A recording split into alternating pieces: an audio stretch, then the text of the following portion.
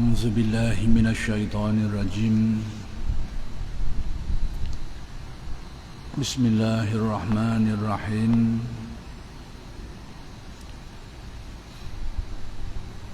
الحمد لله رب العالمين وبه نستعين اللهم صل على سيدنا محمد النبي الأمي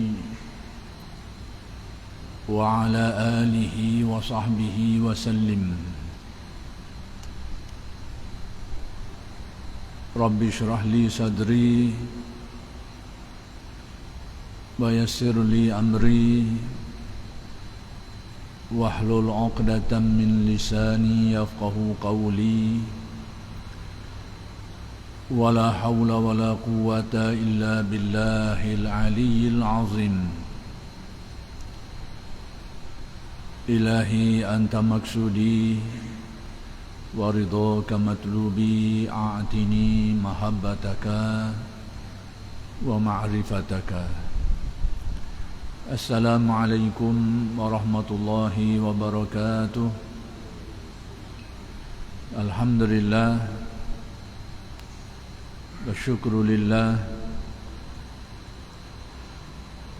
والصلاة والسلام على رسول الله أما بعد. Pertama sekali kita bersyukur kehadrat Allah Subhanahu wa taala yang telah melimpahkan dan mengurniakan kepada kita nikmat-nikmatnya yang sangat banyak, sama ada nikmat yang zahir maupun nikmat yang batin. Mudah-mudahan segala nikmat-nikmat itu sentiasa dikurniakan kepada kita dan dijadikan kita orang-orang yang mensyukuri nikmat.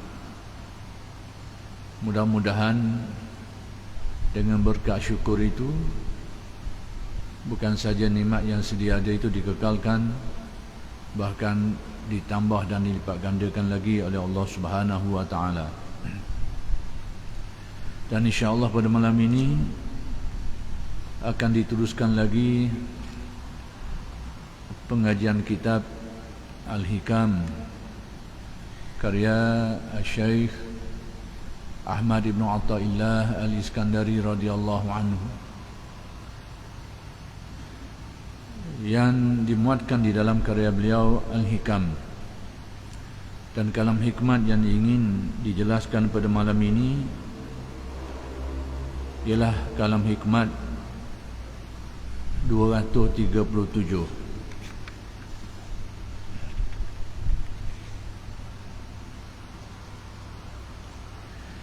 yaitu mengenai kata-kata Syekh Ibn Atha, min tamamin ni'mati 'alaika an yarzuqaka ma yakfika wa yamna'aka ma yutghika. Yang bermaksud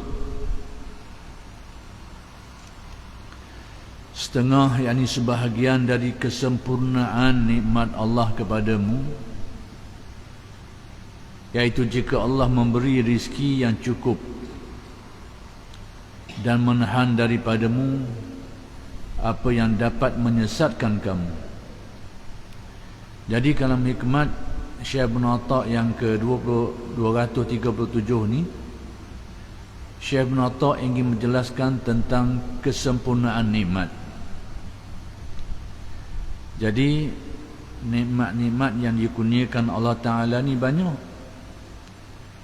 Cuma Syekh Ibn Atha nak menjelaskan kepada kita tentang aspek kesempurnaannya. Sebab kadang-kadang dengan sebab nikmat orang orang rosak pun boleh jadi juga. Dengan sebab nikmat menjadi sebab seseorang tu menjadi rosak dari segi penghayatan agama dia dan sebagainya. Masa dia susah mungkin tak timbul masalah tu, tapi bila senang banyak nikmat jadi masalah. Banyak juga berlaku. Maka Syekh Ibn Atha dalam kalam hikmat ini ingin menjelaskan kita tentang kesempurnaan nikmat yang diberikan itu. Dari aspek mana kita nak melihat nikmat? Sebab kalau kita tidak dapat memahami apa yang nak diberitahu oleh Syekh Ibn Atta' ni, mungkin timbul pelbagai keadaan lah. Pertama sekali tadi, bila kita dapat banyak nikmat, kadang-kadang kita boleh jadi berubah. Watak kita berubah, sikap kita berubah, perangai kita berubah. Kalau berubah kepada yang lebih baik, baguslah. Tapi kadang-kadang merosakkan, menjadikan seseorang tu berubah menjadi lebih buruk, menjadi berubah kepada kadang-kadang yang tidak diredai oleh Allah Subhanahu Wa Taala. Itu satu keadaan. Kadang-kadang berlaku juga dengan sebab nikmat ni, berkaitan dengan hal nikmat ni, seseorang tu mungkin dia ditakdirkan dengan jumlah atau kuantiti nikmat yang tidak sebanyak orang lain. Lalu dia rasa dia orang yang tidak bernasib baik, orang yang malang dan sebagainya. Kerana dia menyangka orang yang mendapat nikmat yang baik ini iaitu orang yang dilihat dari segi kuantiti dia tu banyak, boleh banyak tu banyak ni, inilah orang yang betul-betul dikurnia nikmat. Jadi kalau tidak difahami kalam hikmah ini, ada kemungkinan persepsi kita jadi macam tu. Bila kita tidaklah seperti orang lain, tidak sebanyak orang lain, kita anggap kita ni orang yang malang, orang yang tidak bernasib baik. Bahkan kadang-kadang timbul juga kadang-kadang tertentu, bila tidak difahami kalam hikmah ini, dengan nikmat-nikmat yang diperoleh oleh seseorang tu, dia akan rasa sentiasa tidak cukup, tak pernah cukup, tak pernah cukup. Jadi Syekh Ibn Atta' ingin menjelaskan kepada kita pada kalam hikmah yang 237 ni, supaya kita faham di mana kesempurnaan nikmat tu. Nikmat-nikmat lah, tapi nikmat yang membawa kepada kebaikan kita ni, yang dikira sebagai ada nilai yang sempurnanya nikmat yang dikurniakan Allah kepada kita, ini kriteria dia. Jadi Syekh kata antara sebahagian daripada kesempurnaan nikmat tu, iaitu Allah Ta'ala mengurniakan kepadamu apa yang cukup. Yakni kurniaan Allah Ta'ala tu cukup menurut keperluan kita, dari aspek zahir dan juga batin. Dari aspek zahirnya tu memang keperluan kita tu cukup.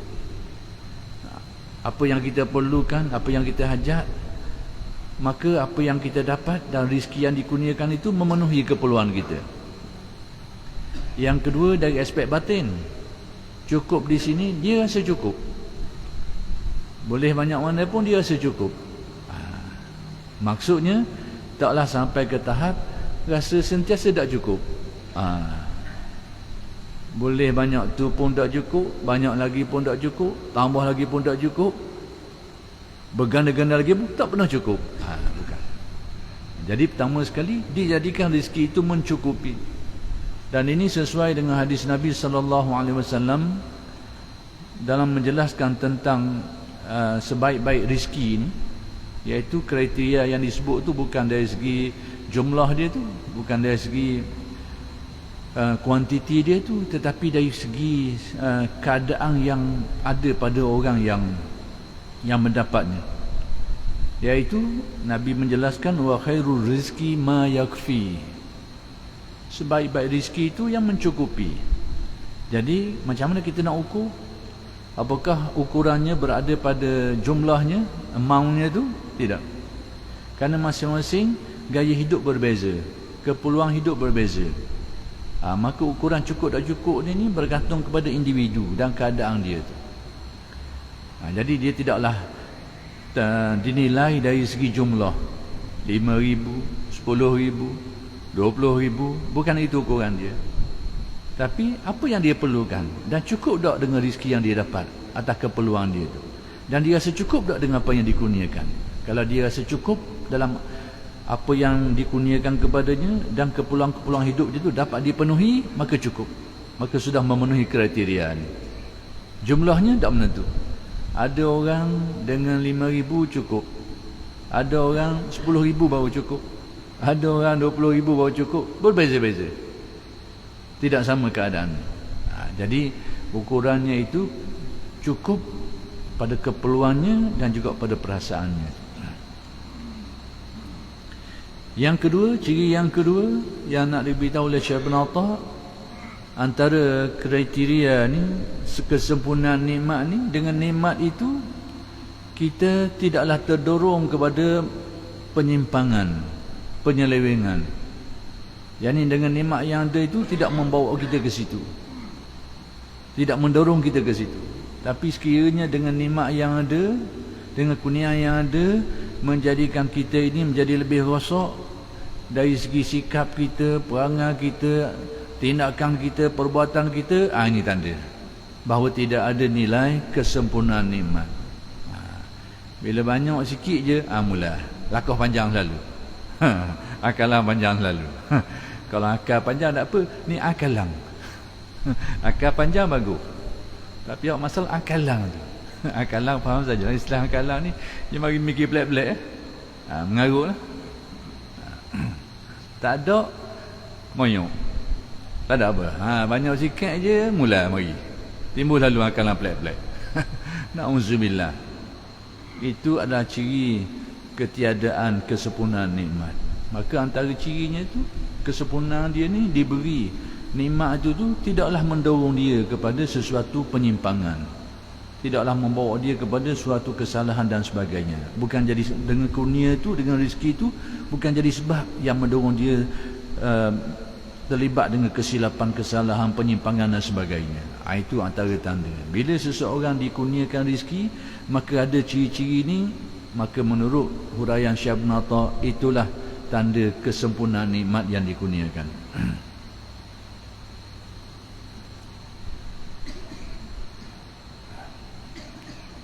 Baik, Abu Darda sebelum itu telah disebut tentang Sa'ad bin Abi Waqqas radhiyallahu anhu. Beliau ni berkata, saya telah mendengar Rasulullah sallallahu alaihi wasallam bersabda. Jadi sabda Nabi yang diriwayatkan, yang didengari oleh Sa'ad bin Abi Waqqas, iaitu sebaik-baik rizki yang mencukupi, seperti yang disebutkan tadilah, wa khairul rizki ma yakfi. Dan sebaik-baik zikir yang samar. Yang samar ni bukan bertindak jelas. Sebaik-baik zikir itu yang tersembunyi, yang orang tak tahu. Sama ada kita berzikir di tempat yang orang tak tahu, atau kita berzikir dalam keadaan orang ramai pun orang tak dengar pun zikir kita.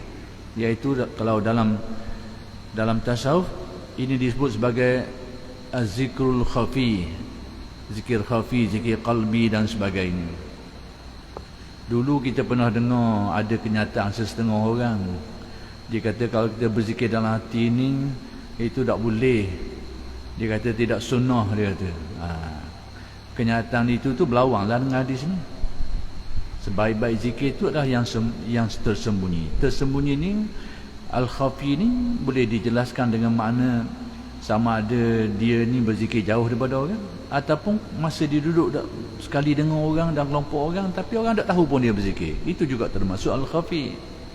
Berarti zikir yang macam mana itu, yang kita duduk sekali dengan orang tak tahu tu, berarti itu zikir dalaman qalbi dia, qalbu dia.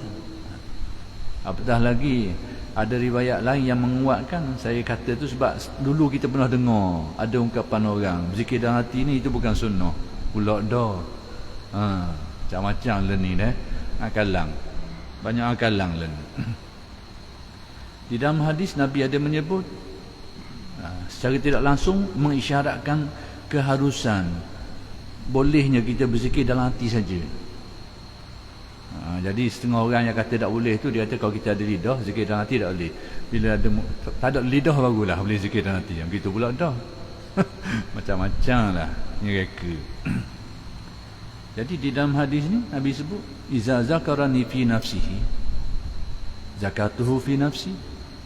Apabila seseorang tu ingat kepadaku di dalam dirinya. Jadi hadis ini nak menjelaskan tentang berlakunya timbal balas ni. Apabila seseorang tu ingat kepadaku di dalam diri dia, dalam hati dia, aku juga ingat kepada dia. Jadi hadis ini sekalipun nak menyatakan balasan ataupun kedudukan orang yang ingat kepada Allah, maka ganjarannya macam ni ataupun balasannya macam ni, maka dia juga secara tidak langsung menyatakan keharusannya. Maksudnya boleh mengisbatkan, boleh kita ingat Allah di dalam hati, tak ada masalah. Di dalam Al-Quran lebih jelas lagi, wazkur rabbaka fi nafsika, sebut dan ingat akan Tuhanmu dalam dirimu. Jadi benda-benda macam ni sedia maklumlah.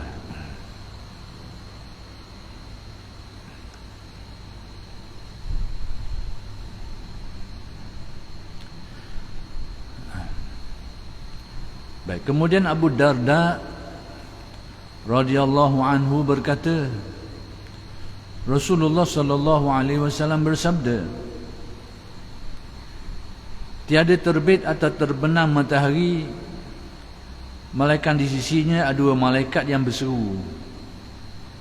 Seruan itu dapat didengar oleh semua makhluk kecuali manusia dan jin.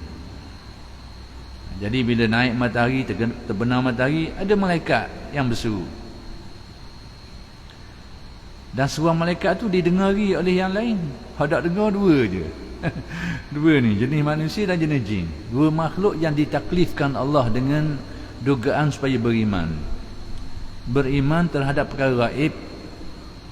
Bila sebut perkara gaib ni, perkara yang ia tak nampak lah. Tapi Allah Ta'ala uji mereka ni tentang keimanan ni, supaya mereka ni percaya kepada perkhabaran-perkhabaran tentang perkara gaib tu, sekalipun mereka tak nampak, sekalipun tak dengar. Jadi dua golongan yang ditaklifkan Allah, dua golongan ni je, manusia dan jin. Satu makhluk yang boleh kita tengok, boleh kita lihat depan mata kita ni, sejenis dengan kita ni, manusia. Dan sejenis lagi makhluk yang tak boleh nak tengok, tapi kehidupan dia macam kita juga. Ada akal, ada nafsu, makan minum juga, membiak juga, berkeluarga, berketurunan juga, hidup mati macam kita juga, cuma tak nampak. Yang kedua ni disebut sebagai golongan jin. Dan kita tak boleh nak menafikan kewujudan makhluk ni sekalipun tak nampak, kerana dinaskan di dalam Al-Quran. Bahkan ada satu surah dalam Al-Quran namanya Suratul Jin. Cuma saya sebut tu sebab apa? Ada satu aliran pemikiran baru hari ni. Sebenarnya taklah baru sangat. Jadi aliran ni dia letak akal tinggi dah lalu. Sehingga perkara-perkara yang tak masuk akal, mereka cuba takwil dengan takwilan-takwilan yang tak sepatutnya. Ayat Al-Quran ini ada tempat-tempat yang kena takwil, dan ada tempat-tempat yang memang jelas maksud dia tu. Itu sudah sedia maklum, diketahui oleh ulama-ulama kita. Ayat-ayat yang perlu kepada takwilan bagi yang nak ikuti manhaj takwil, iaitu ayat-ayat yang disebut sebagai mutasyabihat, dan ada ayat-ayat yang jelas dan terang, muhkamat, yang tak perlu pada takwil dan tidak boleh takwil. Jadi kelompok ni, aliran pemikiran ni hari ini dia timbul dalam pelbagai bentuk lah. Tapi arah dia tu lebih kurang, iaitu slow dia nak menyahkan keyakinan-keyakinan terhadap perkara-perkara gaib dan terhadap perkara-perkara yang aneh, yang agak luar biasa, yang disebut dalam istilah Arab sebagai khariqul adah. Ke arah tu tanpa kita sedar, gaya berfikir ni menghala ke arah cuba nak sisihkan keyakinan kita terhadap perkara-perkara seperti itu tu. Puncanya kerana letak akal tinggi dah lalu lah. Kita dalam dalam pemikiran Ahlus Sunnah wal Jamaah ni, asas utamanya adalah nas, Al-Quran dan hadis. Kemudian akal itu pengukuh dia, penguat. Jadi dua-dua ni terpakai dalam manhaj Ahlus Sunnah wal Jamaah. Itu jelas. Jadi saya nak khabar tadi tu, ni salah contoh bila sebut ni saya melencong sikit lah tajuk kita malam ni, tapi tak apalah. Iaitu kelompok yang mereka ni tak terima kewujudan jin tu. Mereka anggap jin ni sejenis makhluk yang bersifat macam kumang lah, kumang, virus dan macam-macam lah. Ditafsir kot tu pula. Kerana pada mereka ni makhluk jin ni, akal mereka tak boleh nak terima dengan baik. Kali mereka terjemah dia atau berjelaskan dia dalam bentuk makhluk-makhluk halus tu. Halus dengan makna makhluk fizikal, tapi halus. Fizik masih lagi ada bentuk fiziknya tu, tapi halus. Jadi makhluk-makhluk tu mereka namakan, kalau kita hari ni kita sebut sebagai kumang lah, kumang, virus dan sebagainya. Itulah jin. Jadi sekarang kita kena ingat apa yang disebut ni, dua makhluk ni berkait dengan apa yang disebut tadi tu, iaitu riwayat yang menyatakan ada seruan malaikat pagi dan petang, yakni ketika keluar matahari, ketika terbenam matahari. Dan suara tu seruan tu didengari Makhluk lain dengar kecuali dua ni ada dengar ni.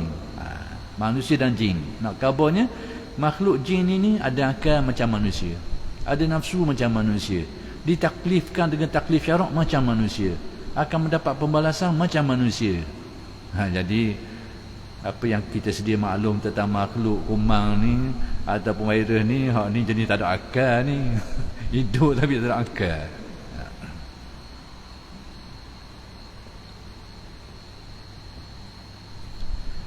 Jadi riwayat ni sebut kecuali manusia dan jin ya yang tak boleh nak dengar benda tu.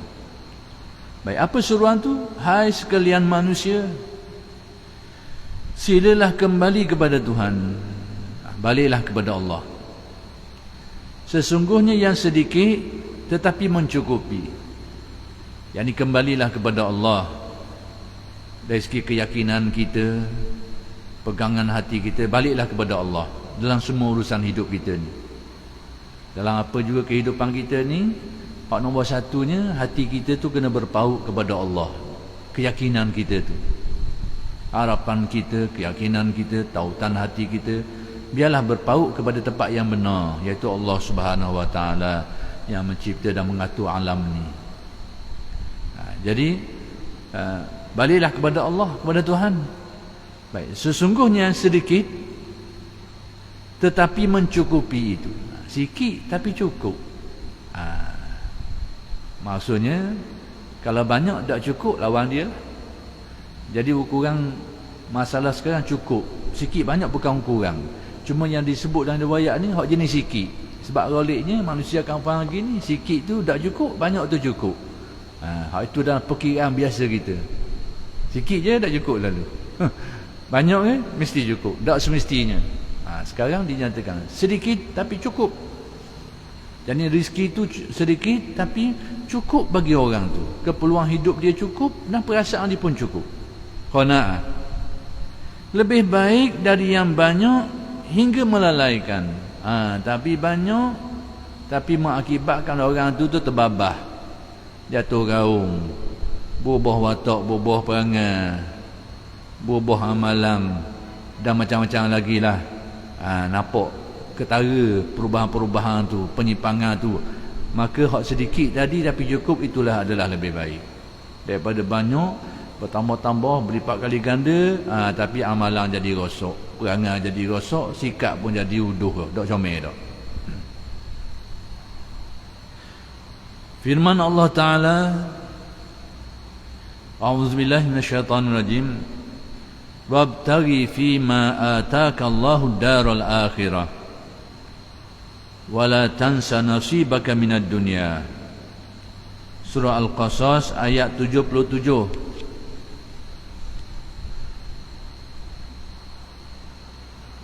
Pergunakan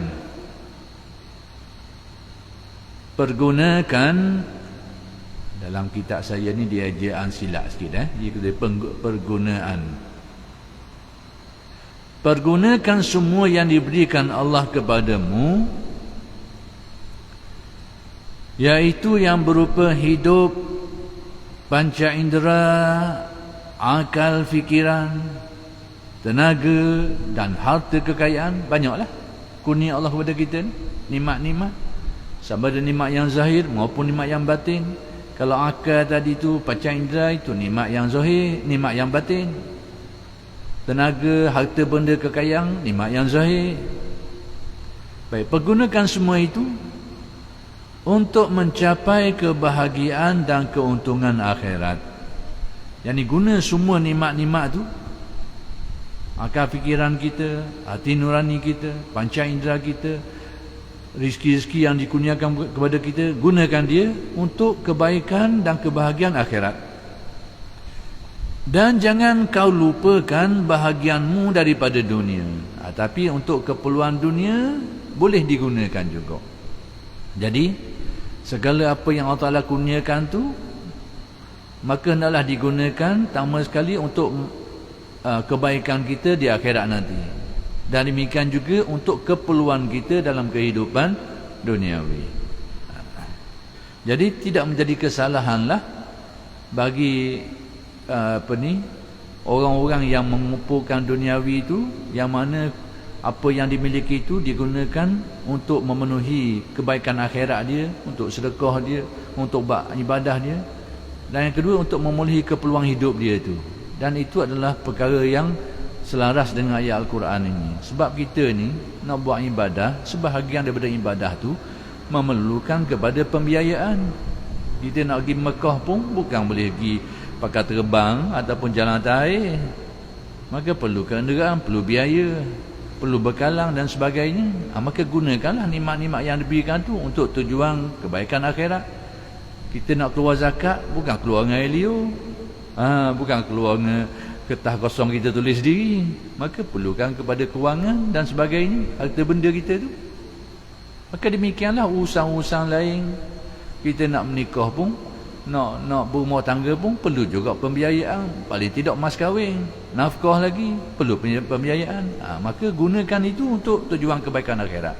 Demikian juga untuk keperluan kita sendiri, untuk makan minum kita, untuk kenderaan kita, kegunaan kehidupan kita, pergunakan juga benda yang sama. Jadi untuk kegunaan akhirat, atas benda itulah, kegunaan keperluan kehidupan kita pun atas benda itu jugalah. Dan ini diharuskan syarak, diperbolehkan.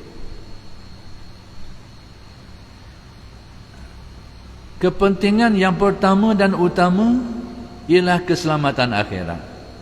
Jadi menggunakan nikmat-nikmat yang diberikan itu keutamaan sekali untuk kebaikan akhirat kita.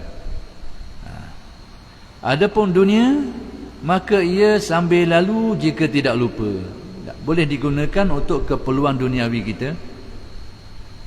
Kalau kita makan untuk mencari tenaga, untuk supaya kita boleh melaksanakan kewajipan, boleh bersolat, boleh mencari rezeki untuk nafkah yang wajib, itu keperluan akhirat. Tapi nak makan sedap sikit, nak makan sedap sikit. Tadi nak makan pakai tenaga, ni nak makan sedap sikit. Boleh, asalkan harus. Jadi perkara-perkara keakhiratan dan keduniaan ini boleh kita gunakan bersekali atas benda yang sama. Contohnya, kita untuk melakukan sesuatu ibadah tu kadang-kadang perlu juga sebahagiannya. Contoh kita nak solat, perlu pakaian kerana syarat menutup aurat, dan perkara-perkara lain lagi yang perlu biaya lah untuk laksanakannya. Antara kewajipan kita solat Jumaat. Bila nak solat Jumaat ni kena ada tempat dia tu, kena ada masjid dia tu. Dalam mazhab Syafi'i kita kena ada tempat khah dia tu, perlukan biaya dan sebagainya. Itu keperluan akhirat. Tapi kadang-kadang di situ juga ada keperluan duniawi kita. Kalau tadi kita makan untuk tujuan ibadah, itu keperluan ukhrawi kita, akhirat. Tapi makan nak suruh kenyang sikit, nak rasa sedap sikit, itu keperluan duniawi kita. Dan dua-dua itu diharuskan, asalkan menurut kaedah yang ditetapkan oleh syarak. Itu maksud bahawa keutamaannya untuk keperluan akhirat dulu, dan dalam masa yang sama boleh kita gunakan nikmat-nikmat itu untuk keperluan duniawi kita. Baik, sebab sesiapa yang sungguh beramal, yakni bersungguh-sungguh beramal untuk akhirat, maka dunianya terjamin untung dan puas. Yakni orang-orang yang beramal bersungguh-sungguh untuk habuan akhirat dia itu, maka kehidupan duniawi dia ni insya-Allah akan terjamin, akan memperolehi keuntungan dan dia akan memperolehi kepuasannya. Sebaliknya, jika amal usahanya hanya untuk dunia, kalau dia bekerja nak dapatkan habuan duniawi semata-mata, kita ni bekerja insya-Allah untuk dua-dua sekalilah, atas hasil yang kita dapat untuk memenuhi keperluan akhirat kita, dalam masa yang sama untuk memenuhi keperluan kehidupan kita. Itulah ghalibnya kita hari ini sebagai seorang Muslim. Itulah matlamat kerja kita tu, nak dapatkan rezeki untuk memenuhi keperluan akhirat dan juga keperluan kehidupan kita ni. Tapi kalau sekiranya seseorang itu berusaha hanya untuk duniawi saja, dia kerja, dia kumpulkan harta untuk tujuan-tujuan duniawi, tak ada untuk tujuan-tujuan keakhiratan tadi tu, tak mikir situ. Dia mikir dia dia nak banyak, dia nak bolong apa habis, nak rupa belaka, nak penuh kemauan dia, nak penuh nafsu dia, dan apa ni, dan sebagainya, dengan untuk tujuan dia bermegah, dia berpoya-poya dan sebagainya untuk tujuan duniawi semata-mata, maka baginya tidak bertambah dari ketetapan Allah. Maksudnya kalau dia ada niat tu, dia akan dapatlah, tapi apa yang dia dapat tu adalah menurut apa yang telah ditakdirkan Allah kepadanya.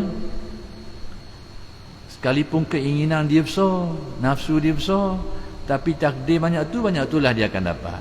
Tapi orang seperti ini rugilah. Kerana apa yang akan diperoleh oleh seseorang itu adalah menurut apa yang ditakdirkan. Cuma tinggal lagi kita tak tahu berapa banyak yang ditakdirkan untuk kita.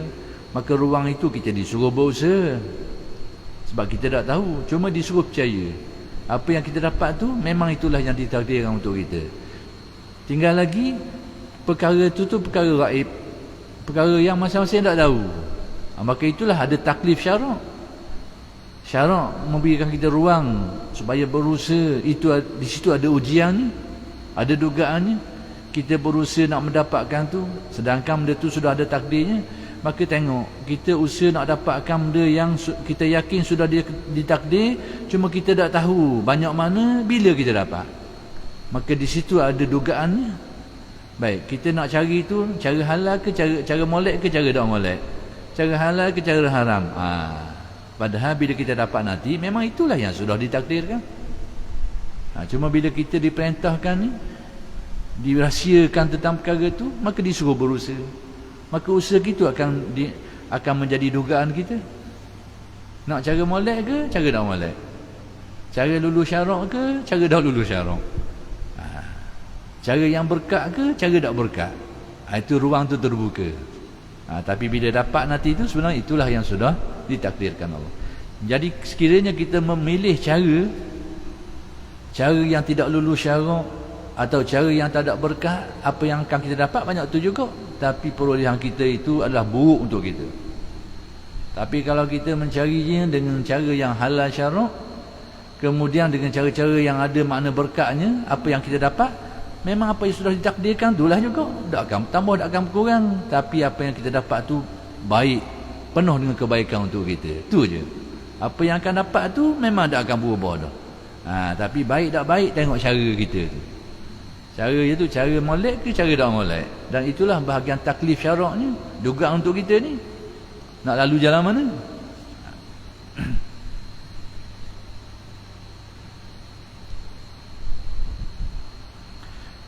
Maka baginya tidak bertambah dari ketetapan Allah.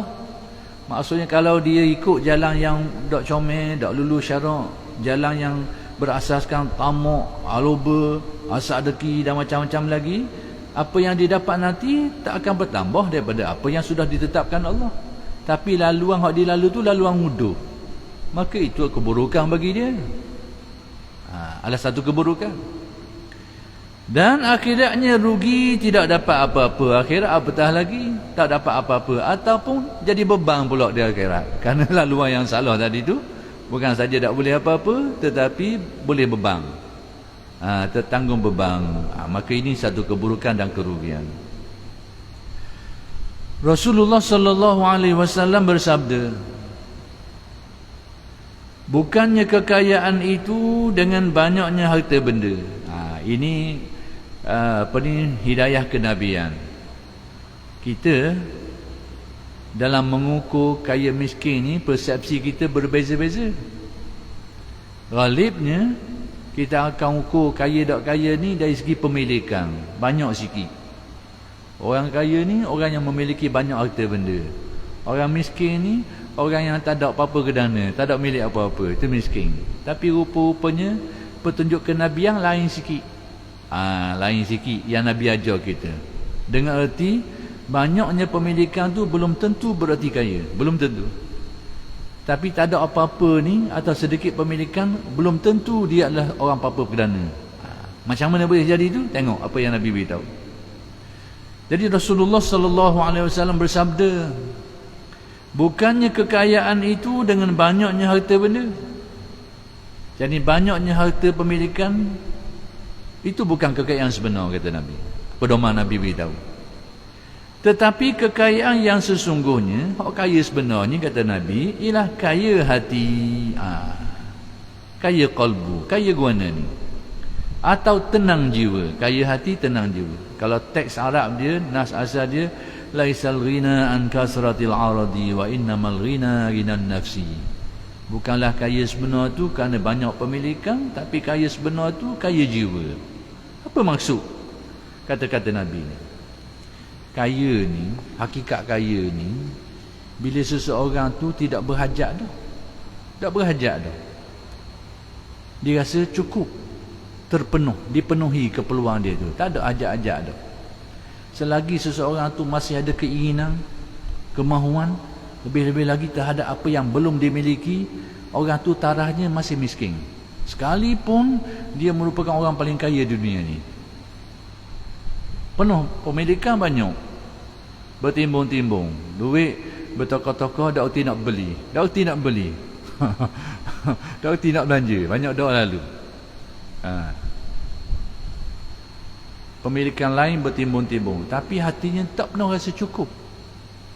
Tak pernah rasa cukup. Bahkan dia menginginkan sesuatu yang belum dimiliki. Hak tak ada tu. Kadang-kadang hak atas dunia ni ada belaka dah, dia nak atas langit pula. Dia nak atas langit pula, macam-macam lah. Nak kabarnya kehendak tu dah habis semua. Orang ni sekalipun kaya pada pemilikannya, tapi pada neraca kenabian masih miskin. Masih miskin. Adapun seseorang yang tidak memiliki apa-apa,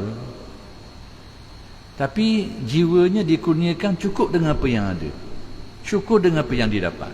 Apa yang dapat, syukur. Apa yang dia dapat, dia sabar. Kemudian dia rasa qanaah, cukup memadai dengan apa yang dia ada. Ada, tambah lagi, dia syukur. Tak ada, tak apa. Itu qanaah nama dia. Sekalipun orang ni nampak macam pada penilaian manusia apa-apa kedana, tak ada memiliki apa-apa, sebenarnya inilah orang kaya. Kerana kaya miskin ukuran keberhajatan dia tu, keperluan dia tu. Sebab tu dari segi syarak pun, kalau kita nak tengok orang kaya miskin ni, tengok apa keperluan dia. Orang yang ada keperluan, yang tidak dapat memenuhi keperluan dia tu, tarah miskin lah. Dia hanya dapat memenuhi keperluan dia tu 70%. Dia nak 100% untuk keperluan harian dia tu, tapi dia hanya mampu menyediakan 70%. Dah cukup 30% lagi, tarah miskin. Maksudnya masih perlu, masih berhajat. Maka itulah miskin. Hak teruk lagi, dia perlu 100, tapi dia hanya dapat memenuhi 40 je, 30-40 nya, 60 lagi, 70 lagi, keperluan dia tak dapat dipenuhi. Ini taraf pakir ni lebih berat dari miskin, dan keperluannya lebih besar lagi berbanding miskin ni. Tapi dua golongan ni tetap orang yang masih memerlukan sesuatu, masih berhajat lagi. Maka itu ukuran miskin dari segi syarak zahirnya, fiqhnya. Maka tasawuf pun macam tu. Orang miskin ni orang yang hatinya tu masih memerlukan berhajat itu dan ini, lebih-lebih lagi terhadap apa yang belum dimiliki. Sekalipun apa yang sudah dimiliki itu sangat banyak. Kalau pada orang lain kau tak ada benda dah, tapi dia tetap masih ada keinginan itu dan ini yang tidak dapat dipenuhi. Tarahnya miskin menurut hidayat kenabian. Jadi kita nak pakai mana, kau anda lah masing-masing lah. Nak pakai tarah miskin gaya pandangan masyarakat, ataupun tarah miskin kaya berdasarkan petunjuk kenabian. Sebenarnya kebahagiaan sebenar duduk pada apa yang dihidayatkan oleh Nabi Muhammad sallallahu alaihi wasallam.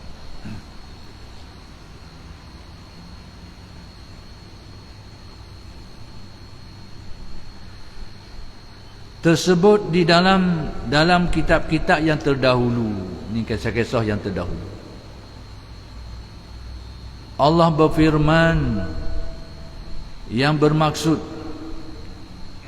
sesungguhnya serengan-rengan hukuman terhadap seseorang alim jika ia cenderung kepada keduniaan. Nabi memberitahu hidayah ni, apa yang disebut dalam kitab-kitab terdahulu. Sebenarnya maklumat ni, perkara ni ada juga dalam hadis-hadis Nabi secara maknanya tu. Baik, kita tengok. Serengan-rengan hukuman terhadap seseorang alim, dia berkait dengan ahli ilmu, orang alim lah, di kalangan alim ulama. Baik, tapi masalahnya di mana? Jika ia cenderung kepada keduniaan, hatinya cenderung berat, penuh kegilaan, penuh keinginan terhadap hal-hal keduniaan, akan aku cabut daripadanya kelazatan bermunajat kepadaku.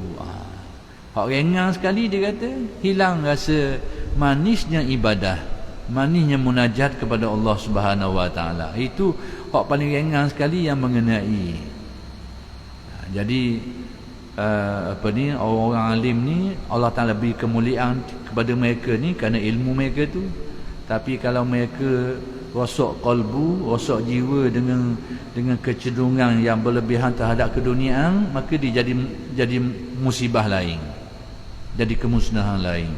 Kalau dalam istilah Al-Ghazali kau, dalam ihya disebut ulama usu, ulama yang buruk, yang jahat. Jadi ulama yang buruk dan jahat ni kita nak tengok dari segi mana?